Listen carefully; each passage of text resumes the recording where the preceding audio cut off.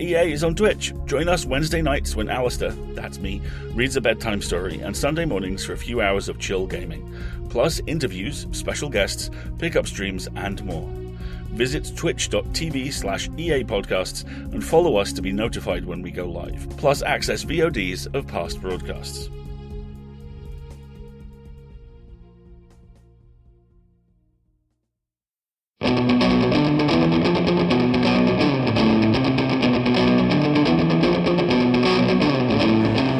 Escape Pod. Episode 786. The Steel Magnolia Metaphor. By Jennifer Lee Rossman.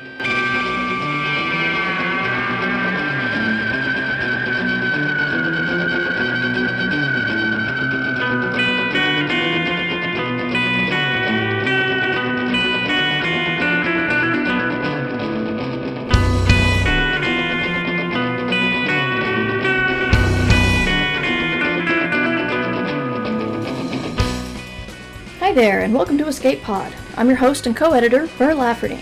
Today we bring you The Steel Magnolia Metaphor by Jennifer Lee Rossman. Jennifer Lee Rossman is a science fiction geek from New York, where she crochets, watches Doctor Who, and threatens to run over people with her wheelchair. It's narrated by Elora Sengupta. Elora is a voice-over artist, photographer, and biomedical engineer, among other roles, and follows the definitely real motto, work hard, relax hard. This is an Escape Pod original. Now we can all admit that we've proudly made something that our parents weren't terribly impressed with, but at the end of the day, it's story time.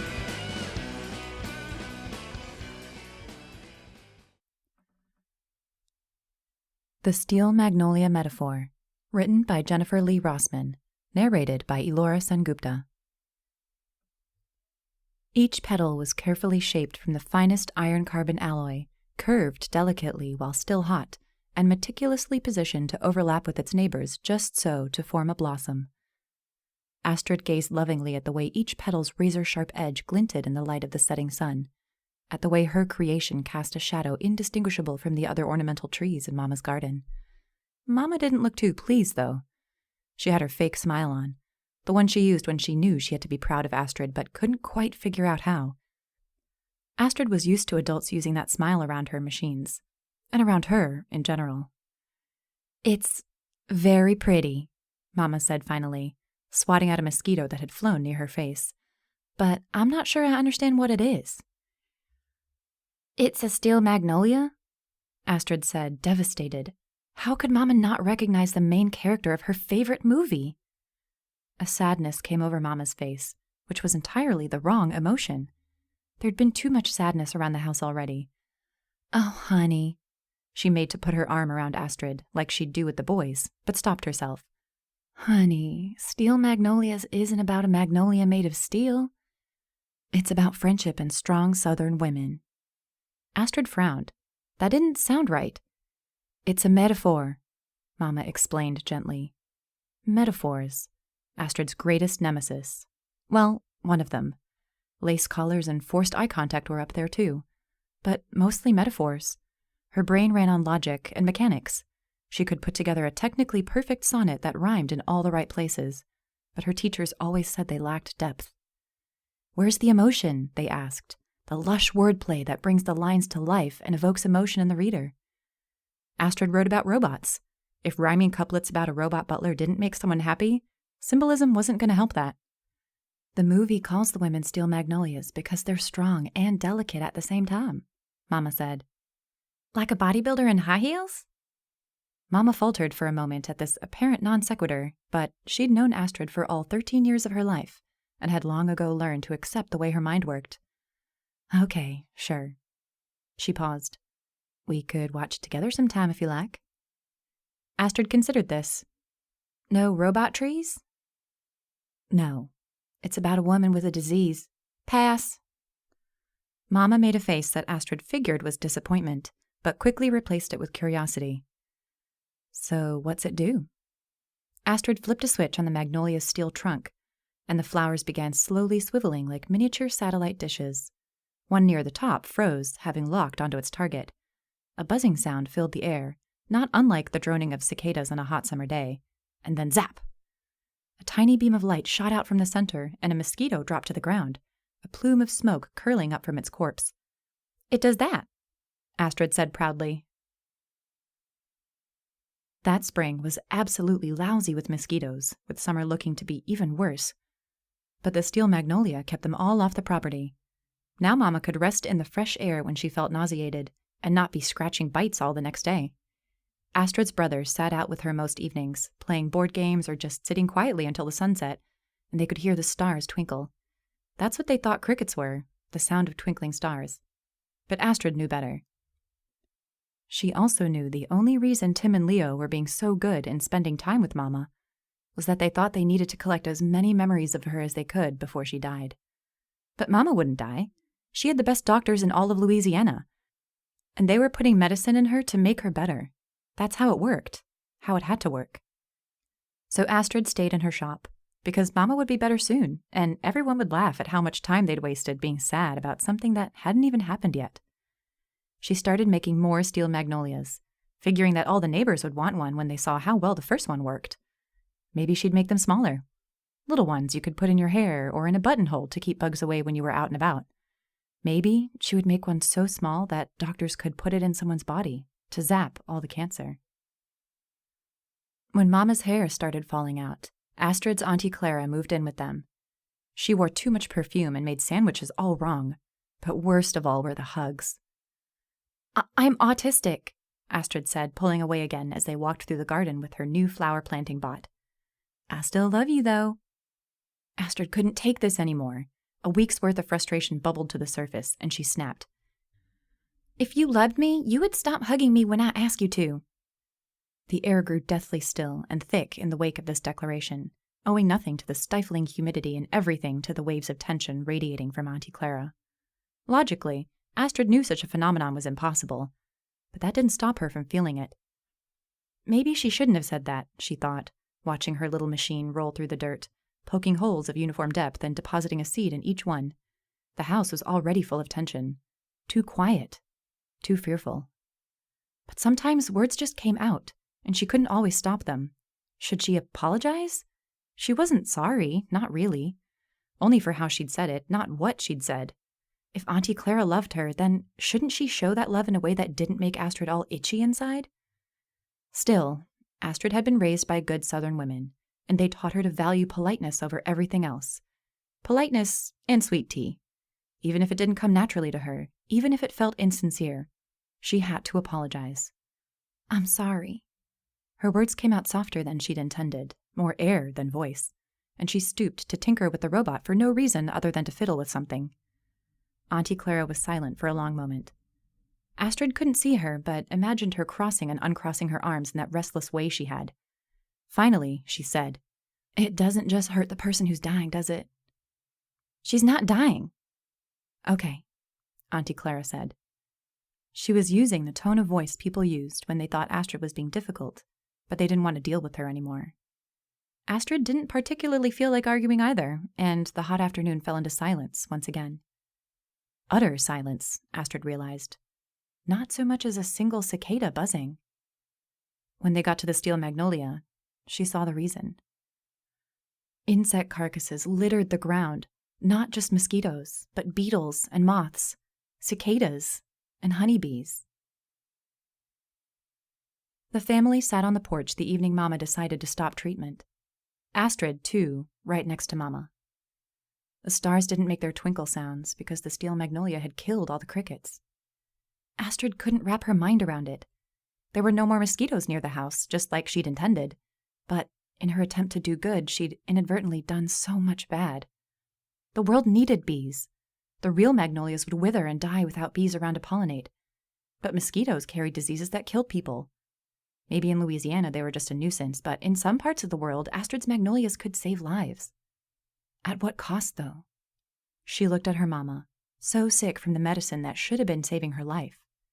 The chemo was supposed to get rid of the cancer, but it couldn't tell the cancer from her immune system any better than the steel magnolia could tell mosquitoes from honeybees.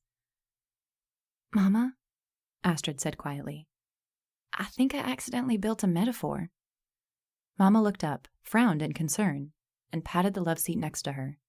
Astrid went over, sitting as close as she could without feeling icky inside. She knew Mama wanted Snuggles, and she knew she should be a good daughter and give her Snuggles, but right now that would overstimulate her already stressed brain. "Tell me," Mama said. "My tree, the steel magnolia. I wanted to get rid of the mosquitoes, but I'm killing good bugs too. Bugs the world needs to survive. Like how your chemo was doing more harm than good."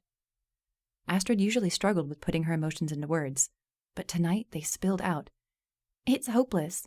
Either we have mosquitoes and disease, or we have none of the good bugs. Either you have cancer, or chemo wipes out your immune system and you die anyway. There's no good option, and there's nothing I can do." She launched herself out of the love seat and charged into the garden. She'd destroy the magnolia. It might not solve anything, but it couldn't very well make things worse. She regretted ever building the tree. Without her tools handy, Astrid had no elegant way to dismantle the creation she had spent so much time perfecting. So she kicked it, and she tore the metal leaves from the branches they'd been soldered to. But when she tried to take the blossoms, the steel magnolia fought back. Until the pain lanced through her palm, she'd forgotten about the petals' razor edges. They served no real purpose. She'd just thought they would look cool. But now she hated them too. Astrid cried out in agony as big drops of blood splashed on the soil, dark and colorless in the twilight. Auntie Clara was off the porch in a flash, her arms extended in anticipation of a hug. "Clara, don't." Mama's voice rang out like a shot as she followed her sister more slowly, and Auntie Clara stopped in her tracks as if she'd been zapped by the magnolia. "Astrid doesn't want hugs." Bless her. What was Astrid ever going to do without Mama? Her cheeks felt cold as the gentle evening breeze hit her tears. She pretended they were from the pain. "Tell me what just happened," Mama said softly, holding out her hand. No accusation, no grabbing. Astrid laid her hand in Mama's, wincing as she dabbed at the blood with her sleeve. "I was mad at my tree for killing the good bugs." "Is that all you're mad at?" "Yes." Mama looked up at her, mouth quirked in something that wasn't quite a smile. "Well, I'm mad at a lot of things. Is it okay if I tell you about them?" Astrid nodded, a bit uncertainly. "I'm mad that I have cancer," Mama said. "I'm mad that the treatment made me sicker. I'm mad that I'm not going to see you and your brothers grow up, or all the good your machines are going to bring into the world. But do you know what I'm the most mad about? More than any of that." How could she talk so calmly about something as scary as this? "I'm mad that I can't do anything about any of it. I am completely at the mercy of my body." "Is this a metaphor?" Astrid asked quietly. Mama shook her head. "Only if you want it to be." "What happens at the end?" Astrid asked. "You know, of the movie. Does the lady survive?" Mama pressed her lips together for a moment. "No, baby, she doesn't." It took all of Astrid's strength to keep from breaking down into sobs. "But that isn't what the movie is about," Mama insisted. "Shelby dies, but she dies because she makes decisions that bring her joy in her final years, and her community comes together to remember her, and to remember all the good she did in the world." Astrid wasn't convinced. "Watch the movie with me?" "What's the point?" She gestured. "At the trees, at the magnolia, at everything. Why should I bother watching a movie when I know she's going to die at the end?" Mama was crying now too. "Because if you really love a movie, it never ends. It stays with you in your heart for the rest of your life. It becomes part of you, teaches you how to be good, how to love. A really good movie changes you forever, no matter how short it is." The mosquitoes came back after Astrid took the lasers out of the magnolia. The good bugs came back too, but not soon enough for Mama to see them. Astrid wondered if she would ever stop feeling bad about that. On warm summer nights, the family would sit out on the porch, swat away the mosquitoes, and listen to the stars twinkle. The whole family, Auntie Clara, Tim, Leo, and even Astrid. She'd moved her workshop bench out front, so she could look at the steel magnolia shining in the moonlight. It was pretty, even if it didn't work the way it was supposed to, even if everything went wrong and it didn't last nearly long enough. She was still mad she'd had to turn it off, real mad. But she had good memories of it, and even though she hated to admit it, she'd made the right decision. There was always going to be mosquitoes, and maybe someone could change that someday, but she couldn't take on that big of a responsibility, not right now. She had brothers to take care of, so she had to give the twinkle back to the stars. Astrid was pretty sure that was a metaphor, but she didn't really care.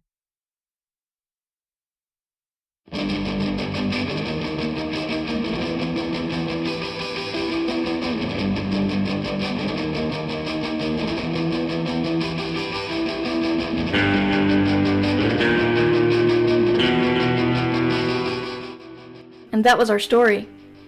One thing that really hit me hard about this was commiserating and identifying with growing up in the South. I grew up in the U.S. South. When you're a kid in this area, when you're a kid in the 70s and 80s, the desires of adults to get hugs, kisses, or sugar far outweigh the desire of the kid to touch or not touch the person in question. In my younger days, I was always told that my feelings were secondary. Having to suffer an uncomfortable hug and kiss and swat on the backside instead of hurting my relatives' feelings. Being told that no matter what my friend had done to make me angry, it wasn't as bad as that thing I did a couple of weeks ago. And then don't even get me started with the gaslighting of, what, you're afraid of me? How can you think that of me? That my ex-boyfriend tried to do. People wonder why I'm so terrible at confrontation.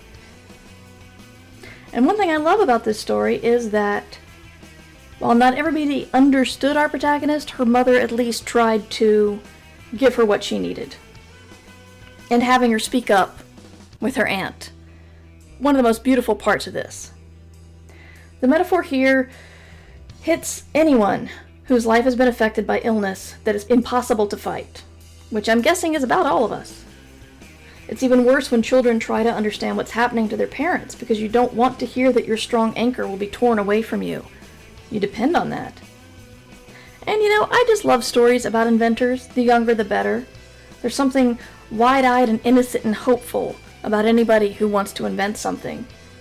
And putting a tool in a child's hands and watch them try to make the world better is a thing of beauty. Even if we know that nothing can fix everything, the important thing is to let them try.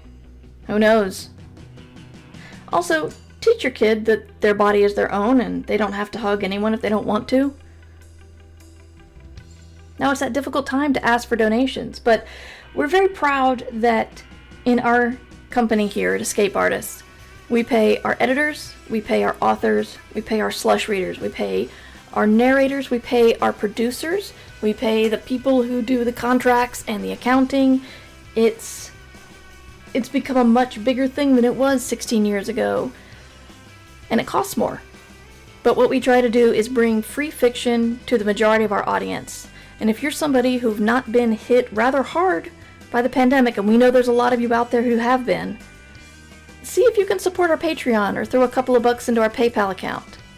That's escapepod.org or patreon.com/EApodcasts. You'll support 4 podcasts who all do one story a week in different genres. Free! Now the legal stuff. Escape Pod is a production of Escape Artists Incorporated, published under a Creative Commons Attribution Non-Commercial No Derivatives license. What does that mean? That means you can take this file and you can share it. Put it on your website, but you can't change anything. You can't say that you did it, and you can't sell it. But other than that, spread it around, let more people hear it. All other rights are reserved by our authors, and our music is by permission of Daikaiju, and you can find out more about them at their website, daikaiju.org. And that was our show for this week. Our quote comes from the dearly missed Fred Rogers. If only you could sense how important you are to the lives of those you meet, how important you can be to people you may never even dream of. We'll see you next week. Please, if you can, get your vaccine. We aren't out of the woods yet. Wear your mask, wash your hands, and have fun.